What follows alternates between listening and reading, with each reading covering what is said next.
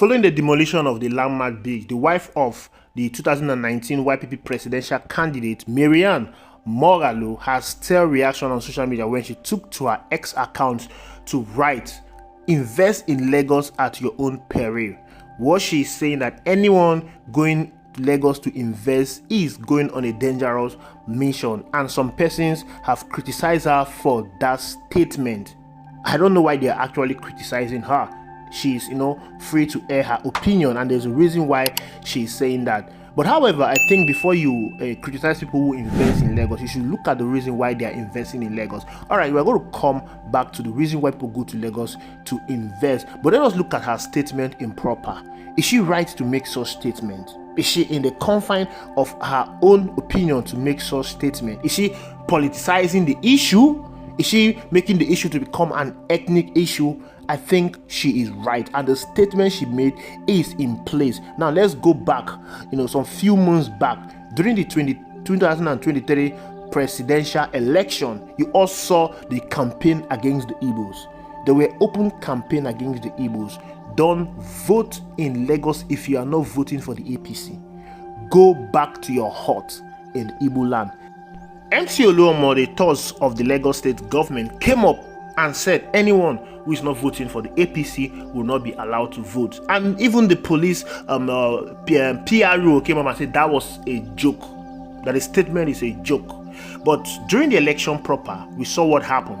Igbos were resisted, they were disenfranchised from voting. The people that wanted to vote and insisted on voting were attacked. You all saw what happened to Jennifer. She was stabbed right in her eyes, and she could not, and she came back to vote. Some persons were killed because they wanted to vote for Mr.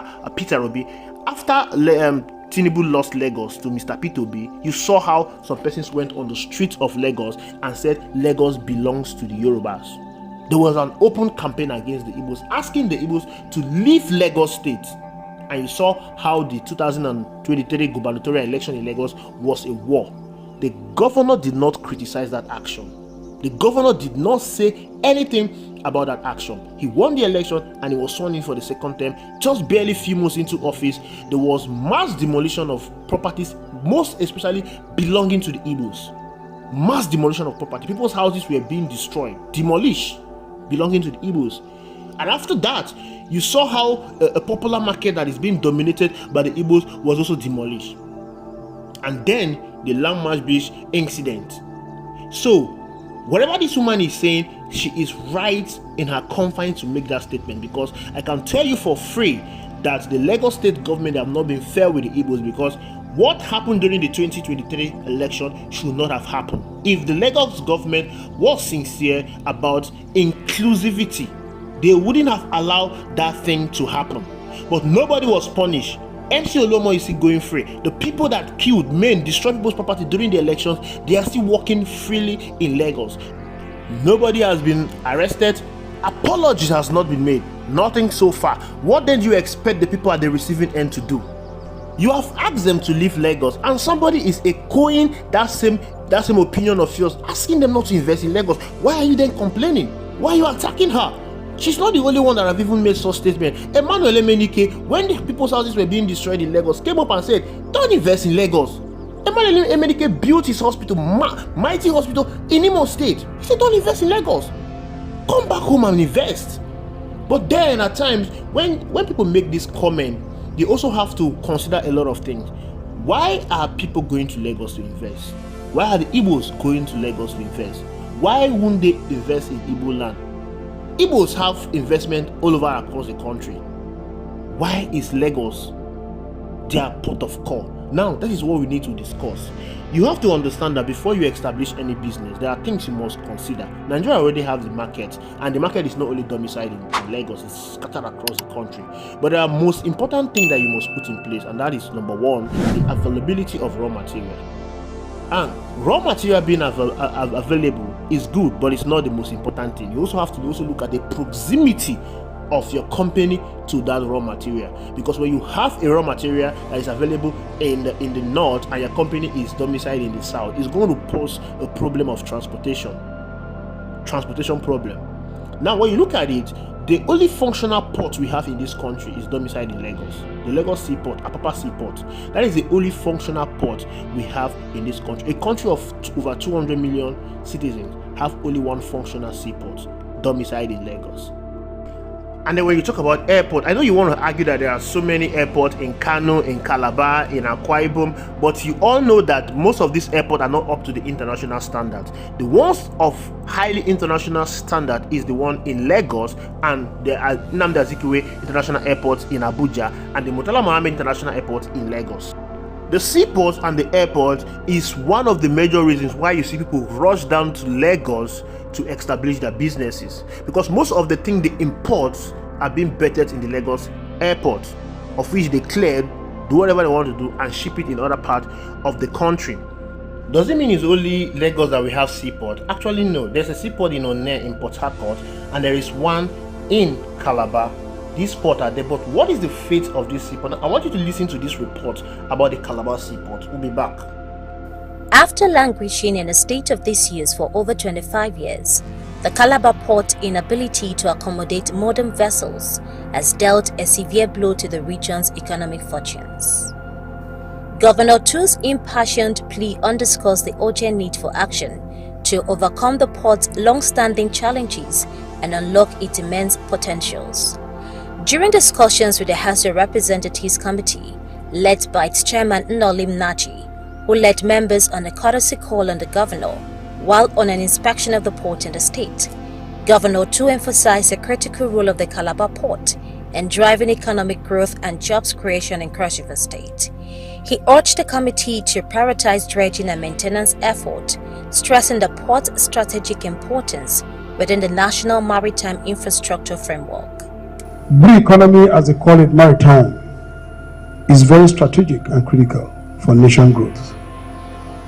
But over time, siltation and lack of maintenance, and the concessioning and the privatization order that entered, this particular port serves the south-south, the southeast, and of course the whole eastern corridor. And if we look at the way that things have been going on economically, Nigeria is losing a lot by this port not functioning optimally. We are losing a lot.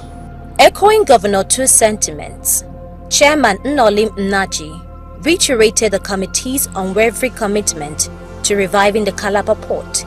He emphasized the need for collaboration between government stakeholders at both the federal and state levels to expedite the rehabilitation process and ensure the port's seamless integration into the national maritime network. We are here to inspect the port of Calabar. It's a historical port in Nigeria, very historical. It's one of the oldest ports we have in Nigeria, and we're also interested in bringing back the port of Calabar to its past glory. We want to be sure that the dredging of Calabar port recommences. As an ongoing port rehabilitation in Nigeria, so we want to make sure that the port of Calabar will key in and benefit from the ongoing port rehabilitation. As the momentum builds for the Calabar port revival, Governor Tu's call for urgent dredging serves as a rallying call for stakeholders committed to unlocking the port's untapped potential. That port has been dormant for decades. Imagine a port that will boost the economic activities of the south-south and the southeast, the eastern region, being dormant for decades. What has the government in power been doing all these years? It's a deliberate attempt, and we're going to talk about it in full. How do you explain that a region like the southeast that is known for its trade and commerce do not have a functional seaport and an international airport of high standard? The Owerri International Airport there was built by indigenes of the Southeast after the war. They contributed their money to build that airport. So what you're seeing there is a deliberate attempt from the government to sabotage the economy of the Southeast. And it didn't start today. It's been right even before the war began. There was always an attempt to sabotage the economy of the Southeast. Statistically, it has been shown that Lagos State is the worst city to live in Africa. So you think the people who go to Lagos State to create a business, to build a business, you think they're happy about it? The absence of a seaport and an international airport in the southeast is the major reason why people go to Lagos to create a business. Now let us look at Landmark Beach, for instance. You might be asking, is there no other beach in southeast that can be developed? Of course there are. That tourist center, that beach, was created of international standard to attract foreign nationals into the country. And if you go to that beach, you will definitely see them in their numbers in that DC. The reason is because of the presence of an international airport. Most of the international airlines that come into the country, Lufthansa, British Airways, Kenya Airways, the Ethiopia Airline, you can name them. They all berth in Lagos and Abuja, and from there, the people cannot pick the local airline that will take them to other part of the country. So that is the reason why you see he decided to develop his beach in Lagos. If he do that in the southeast, where is the international airport that will bring these people down to the southeast?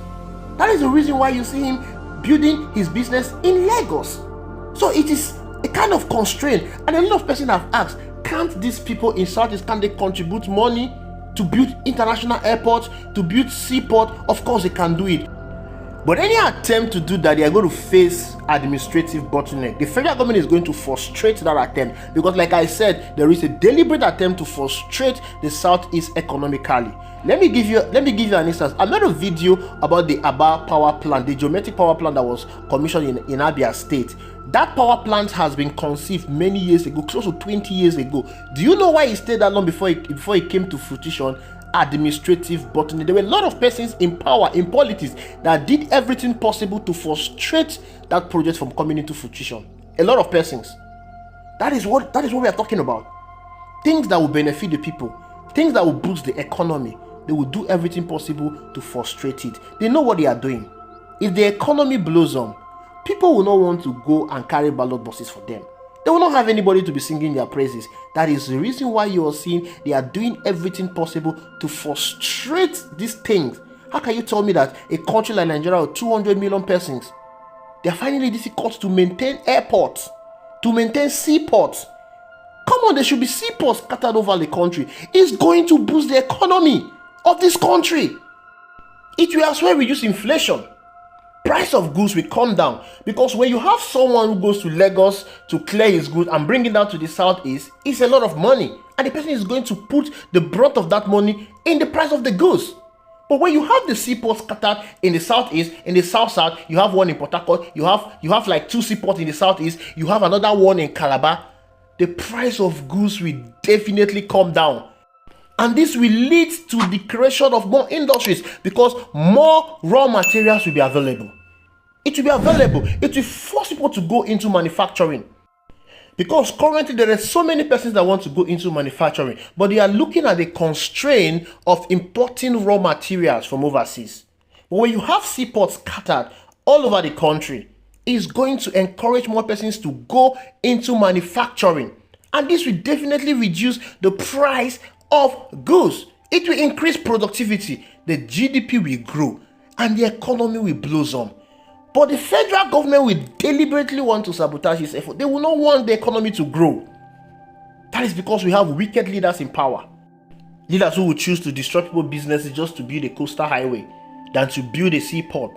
Tell me what it will take the federal government to build a seaport in the southeast. But they don't want to do it.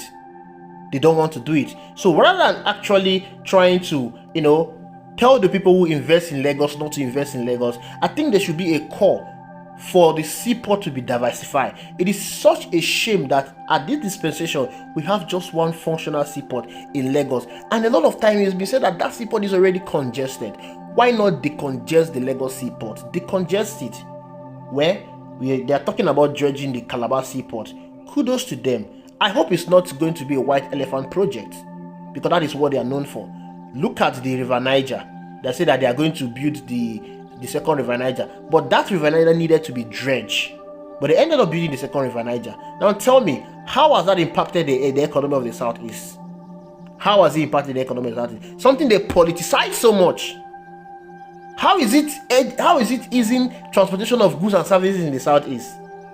You see the reason why Mr. Peter was talking about the coastal highway. There is need to carry out a needs assessment on every project you're building. How will this project benefit the people? After building the project, they name it Muhammadu Buhari Bridge, like an iconic bridge of such matter. You are naming it after the president because he uses his personal money to build it. Now tell me that project has been completed. How is it impacting the economic activities of the people in the southeast? Compare it to a seaport. At the end, they know what they are doing. They know what they are doing. Build a seaport in the southeast. Improve the international airport in the southeast, and watch how Lagos will be decongested. There is no two ways about it. Just do that. If the government is sincere about themselves, they should do these two things. And within a twinkle of an eye, you don't even need to go to the street to tell the people to leave Lagos. You wake up one day, you discover that most of the people in Lagos, they've left your city and they've gone back to their place to invest because the environment is conducive. So rather than criticizing Moghalu for what she said, tell your government to do the right thing. There is no justification whatsoever to have just one functional seaport in this country. It's absolutely no justification. That is pure wickedness. It is pure wickedness. It is politics. And that politics should stop. It should stop. Thank you for watching. I will see you in the next video. Please like this video, share, drop your comment, reaction, and don't forget to subscribe.